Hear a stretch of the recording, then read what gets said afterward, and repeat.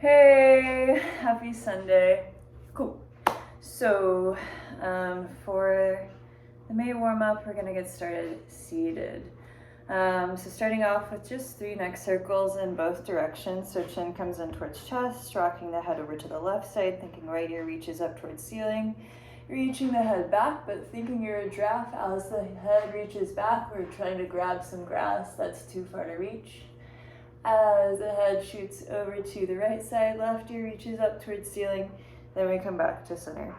So again, doing 3 of those in both directions. After the neck circles, going on to shoulder reps, we're just doing 1 in each direction because we're making it a bit more challenging by extending the arms out in front of us. You can do chill fingers, or if you want to go hard, making fists with the hands, elbows stay locked. So shoulders protract first. It's like someone's pushing our chest back and we're fighting it with the shoulders, reaching forward. So protract, elevate, retract, squeeze the shoulder blades back, and then depress, pull them down. So we're doing our shoulder wraps. As we're going up, rolling back, reaching down, yada yada, we're also moving our arms all the way up and overhead, seeing our range of motion as the arms shoot up. As soon as they get all the way up, then we reach them all the way back down. Again, we're thinking protract, elevate, retract, depress. Protract, elevate, retract, depress. After we get all the way back down, same idea, but this time we're going depression, retraction, elevation, protraction. So it's kind of a weird brain game to try to reach the arms up and overhead as we're doing this. But as soon as you do get all the way up and overhead, then same idea, coming all the way back down. Depress, retract, elevate, protract. Yeah, so just 1 in each direction. Takes long enough, and it does enough. Next, on to Tendon Glides. So extending the arms out into a T position, really reaching out as far as you can, active through the fingers. Palms are facing down at first, taking fingertips up towards the ceiling, press up through the heel of your hand, then take the fingertips down, reaching out through the tops of your hand. So 5 times, fairly slow, but not slow enough to be too boring. After the 5th one, we stay up, think pull the belly in, pull the ribs in. So everything's really nice and tall in the spine, everything's engaged in the belly. Just coming from the shoulders, can we pull the shoulders back and in towards each other, finding that retraction? Again, I'm not flaring out the ribs. And then can I reach my pinkies back even more and start to pulse for 10, 9, 8, 7, 6, keeping the arms high, 5, 4, 3, 2, 1. Same idea with fingertips down, retract, pulse back for 10.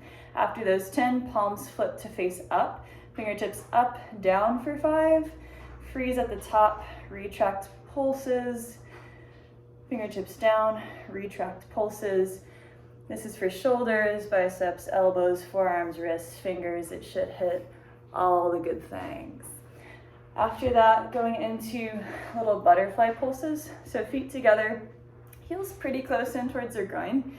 And we're just pulsing for 10 seconds, 9, 8, 7, 6, 5, 4, 3, 2. After that last one, push the knees into the elbows. So isometric holds for 10, 9, push, 8. I like to say we're bodybuilders right now. 7, engaging the low belly. 6, engaging the inside line of the legs, the hips. 5, 4, 3, 2, 1. Hands go on the outsides of the knees. Press the knees into the hands. Or if the hips can go deep enough, we press into the floor and we hold for 10. 9, it's like we're trying to stand up on the tops of the feet. 8, 7, finding the outside line of the legs, the side glutes. 5, 4, 3, 2, 1. You can do that 1 to 2 more times. You can count faster than me, slower than me, whatever you want. Should get the hips feeling nice and spicy. Then we're coming into an all fours position to warm up the wrists. So whenever we're in our all fours, shoulders are never back, for these at least. Shoulders are definitely over the wrists, maybe even a bit further for CPRs. So locking the elbows, protracting the shoulders, they're down and away from the ears as well, pulling the belly in, pushing the ribs in, and we're pulsing by just lifting the heel of the hand for 10, 9, 8, again keeping the body shifting forward. 7, 6, 5, 4, 3, 2, 1. It's a nice way to warm up the forearms. After that, fists come in towards each other. If I were to try to pull the arms away from each other in this position, I should not be able to. So really pushing the fists in, Tops of the hands, tops of the forearms go down onto the mat, the elbows go down onto the mat, and we bend and we extend to our edge for 10. As we're doing these 10, we're still thinking about squeezing those fists in, like we're holding something so precious that we don't want to let go of. And we're also still thinking about that push of the knuckles and the fists in towards each other. After those 10, last thing, fingertips to face your knees. Palms are down on the floor, locking those elbows, shoulders are down and away from the ears. 5 circles in one direction. They can be big, they can be small. Definitely avoid any pain. And then over in the opposite direction. Cool. So wrists should be all good. After that, we're going into the spine. So we're gonna stand on up, going for some spinal waves. If you're like, yo, spinal waves are not my thing, then we go into cat cows instead. If you are choosing cat cows, we're keeping the hips really nice and stable. It's just about the movement of the spine. If you're going for body waves, we're thinking we lift the chest, lift the ribs, push the hips forward, let the ribs fall, let the mid-back fall, let the hips fall back.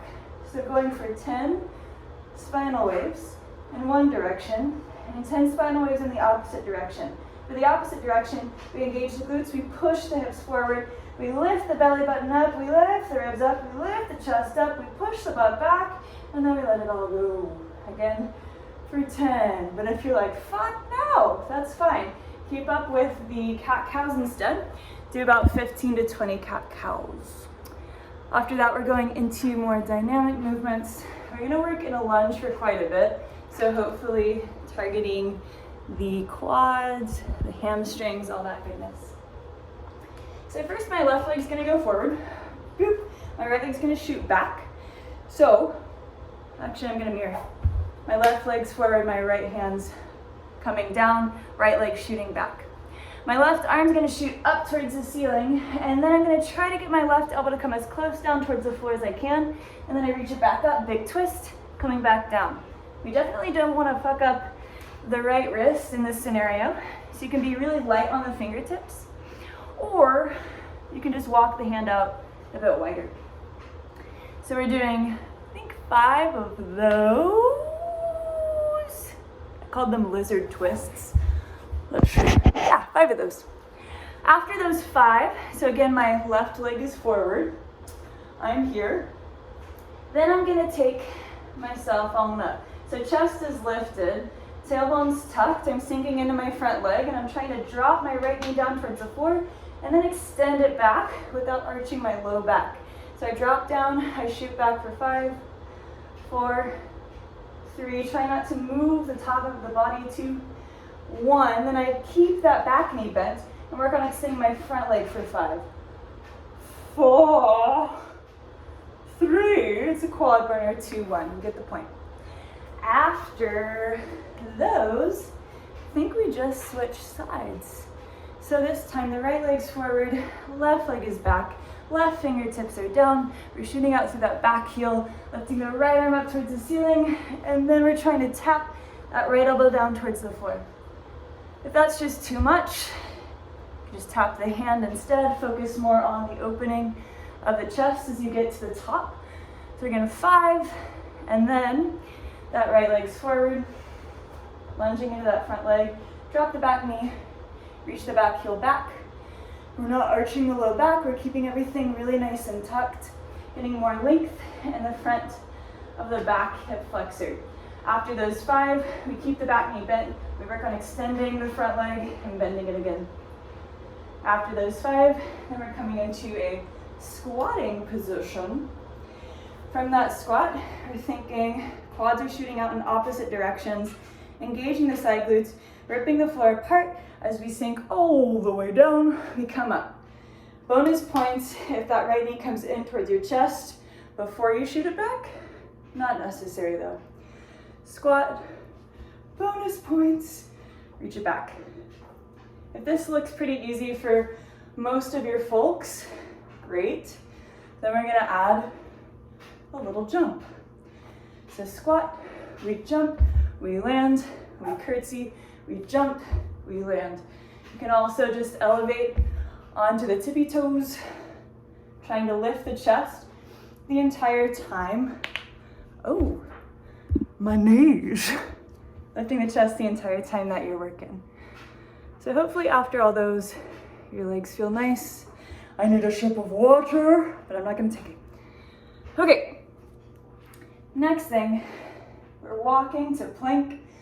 Do a little tippy, a little tappy, a little hop, and then we walk again. So from a standing position, the wider the legs, the easier this will be. The closer together they are, the more challenging. So I'm gonna go about hip width distance. I take a little forward bend. I walk my hands out into a plank position. I tap my knee. I tap my knee. I do a little push up. You can drop the knees if you want to. Walking up. Cool. Maybe take a step back unless you want to travel across the room. Otherwise, walking back into that plank. Maybe you go for elbow this time. Elbow, push up, hop. I think we're doing that about 6 to 10 times, depending on how fast people go. If the hop just doesn't feel right, no need to do it. Since we're in that plank position, then we're going to lay on our bellies for Supermans. You can, of course, extend the arms, but I think there's a bit more height and something more interesting happening in the shoulders if we interlace the hands back behind the head. So here we're thinking push the pubic bone down into the floor, engage the glutes, interlace the hands back behind your head. The forehead will be on the floor at first. So from here, elbows shoot back. We're thinking retract the shoulder blades, squeeze them in towards each other even a bit more. And then we lift the head, we lift the legs as well, and we go for 10, 9, 8, blah, blah, blah, blah, blah. I think I said 10. 15, haha, 15. Okay, after those 15, whoop, we release the hands, placing them on the floor. Sometimes I like to think of a little like zombie apocalypse moment. So my elbows are pulling in towards me, I'm lifting my chest, I'm pressing my pubic bone into the floor, and I'm like, no zombies, don't eat me. And I'm here, in my Sphinx pose. From here, tuck the toes under, lift the knees off the mat, press the pubic bone down into the floor, and hello, we're in our baby plank, how nice. So we're gonna rock over to the side for a baby side plank. Legs can stay staggered or stack on top if you want it to be more challenging. We're reaching up and overhead, and then maybe we tap the knee and come back.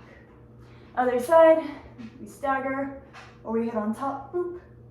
Maybe knee to elbow, and back. Boop.